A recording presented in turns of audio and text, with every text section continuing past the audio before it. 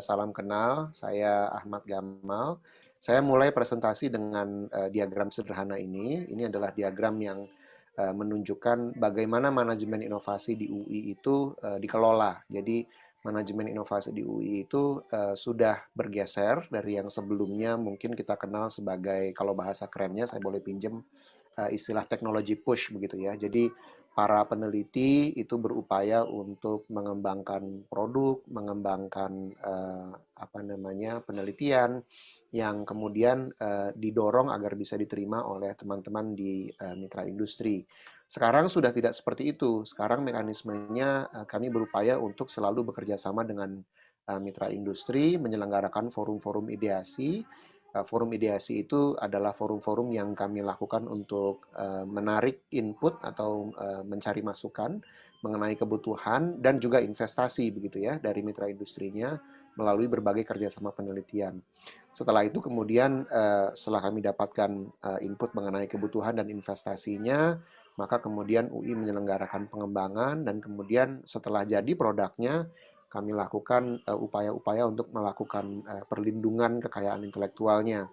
Salah satunya adalah misalnya mendaftarkan paten, mendaftarkan hak cipta, mendaftarkan desain industri atau desain tata letak sirkuit terpadu atau jenis-jenis kekayaan intelektual yang lain ke Direktorat Jenderal Kekayaan Intelektual di Kementerian Hukum dan HAM. UI sudah cukup baik ya, punya ekosistem dan jejaring. Misalnya di tahun 2019 saja UI sudah mendorong agar para penelitinya bisa melakukan kerjasama penelitian dengan setidaknya 74 pemerintah pusat dan daerah, dengan 57 mitra industri, dengan perguruan tinggi lain sebanyak kurang lebih 30 kerjasama.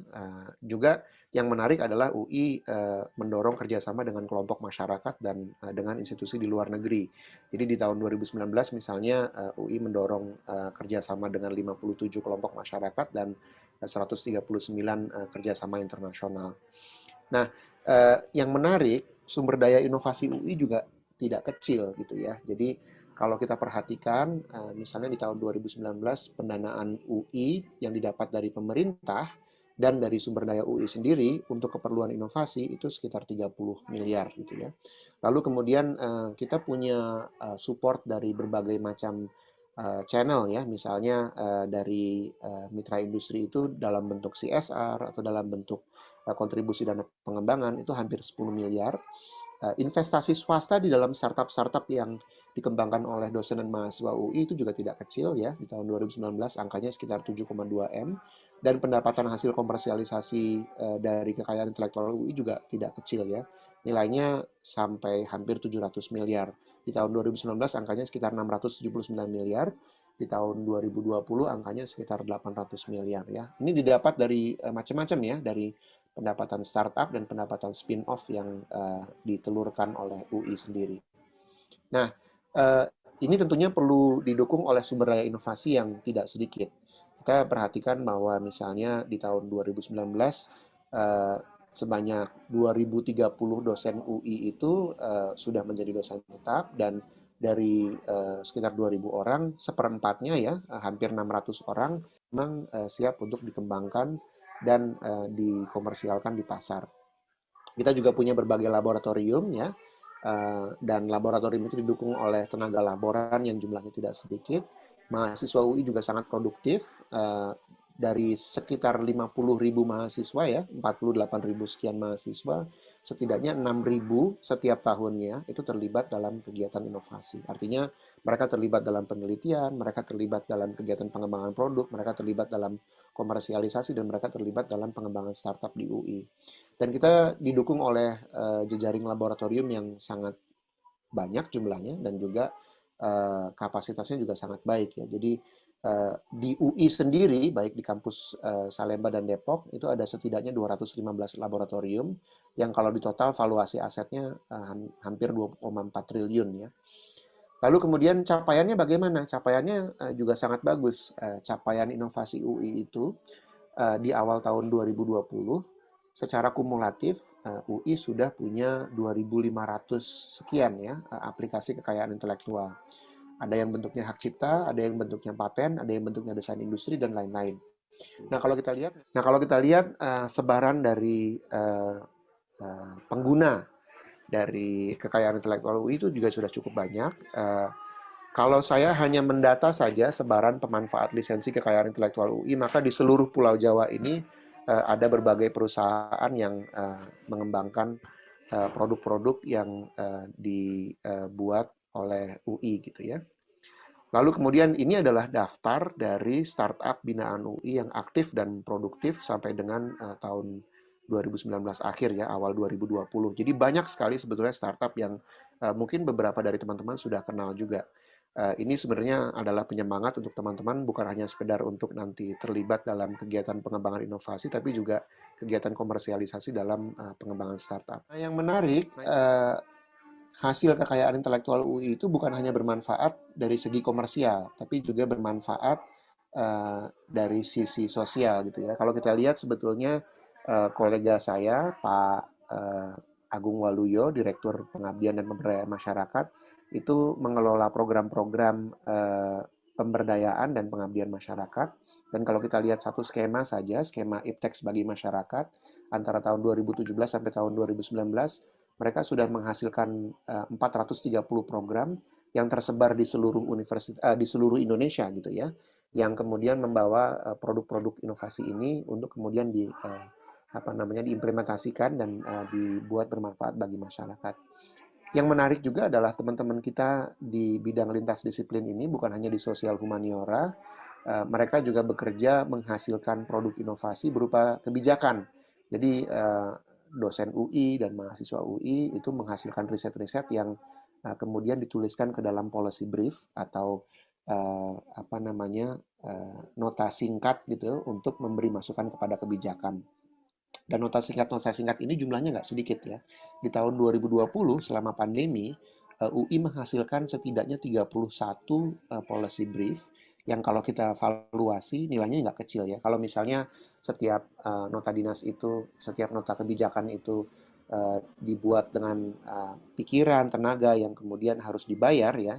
Misalnya katakanlah masing-masing menghasilkan, bukan menghasilkan, membutuhkan biaya sekitar 200 juta rupiah, maka setidaknya valuasinya sekitar 6,2 miliar. Dan itu merupakan kontribusi UI kepada negara kita ya. Nah, kepada negara kita, UI tidak men-charge pemerintah untuk kemudian menghasilkan berbagai policy brief ini, tapi UI secara aktif memberikan masukan kepada pemerintah untuk keperluan penanganan pandemi COVID-19. Pemanfaatnya juga sangat banyak. Kita bisa lihat bahwa misalnya ya, UI sudah memberikan masukan kepada DPR MPR RI, Kementerian Koordinator Bidang Perekonomian Republik Indonesia, Kemenko Perekonomian kalau teman-teman tahu adalah kepala dari Satgas Penanganan COVID-19 di Indonesia, sehingga kemudian menjadi sangat strategis untuk kita bekerja sama dan memberikan masukan secara aktif kepada Kemenko Perekonomian. Lalu Kementerian Desa, Kementerian Perhubungan, Badan Nasional Penanggulangan Bencana, dan lain-lain. Gitu ya.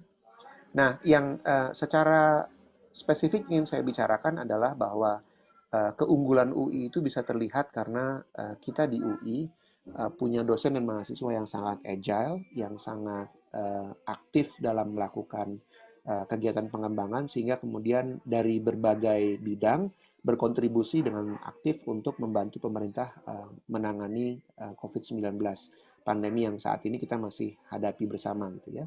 Dalam terutama akibat COVID-19 yang berbasis kecerdasan buatan atau artificial intelligence begitu ya. Jadi ini sudah mulai banyak dilakukan pemanfaatan artificial intelligence untuk keperluan deteksi COVID.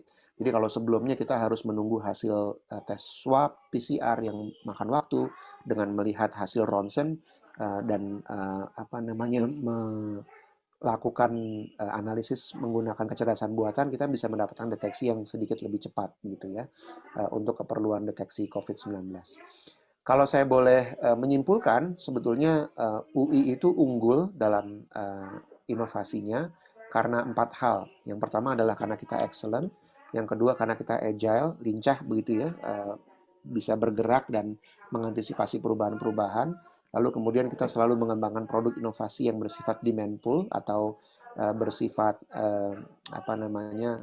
memenuhi kebutuhan pasar ya, dan kita selalu berupaya untuk menghasilkan comprehensive impact atau kita berusaha untuk menghasilkan dampak yang komprehensif bagi masyarakat, bagi perusahaan secara komersial, bagi pemerintah untuk dampak kebijakan, dan tentunya bagi UI sendiri. Nah, kalau boleh saya ingin mengutip kata-kata Profesor Bambang Brojonegoro. Saat itu beliau masih menjadi Menteri Riset dan Teknologi atau Kepala Badan Riset Inovasi Nasional. Beliau mengatakan bahwa kontribusi riset UI, terutama untuk keperluan penanganan pandemi COVID-19, lengkap dan signifikan. Ini beliau sampaikan dalam kegiatan serah terima surat keputusan Ketua Konsorsium Riset dan Inovasi untuk Percepatan Penanganan Coronavirus Disease pada Kamis 11 Juli tahun 2020. Jadi saat itu UI mendapatkan pendanaan yang sangat besar, mungkin salah satu yang mendapatkan pendanaan paling besar ya, dari Kementerian Riset dan Teknologi dan Badan Riset Inovasi Nasional saat itu, untuk membantu pemerintah melakukan berbagai penelitian dan pengembangan produk untuk penanganan pandemi COVID-19. Ini adalah komentar Pak Menteri saat itu. Demikian, mudah-mudahan teman-teman mahasiswa baru menjadi bagian dari upaya kita untuk tidak hanya menangani pandemi COVID-19 di Indonesia, tapi juga mendorong terciptanya ekosistem riset inovasi di Indonesia. Selamat bekerja keras menjadi mahasiswa UI. Semoga teman-teman menjadi pemimpin masa depan, inventor masa depan, dan bermanfaat bagi masyarakat. Assalamualaikum warahmatullahi wabarakatuh.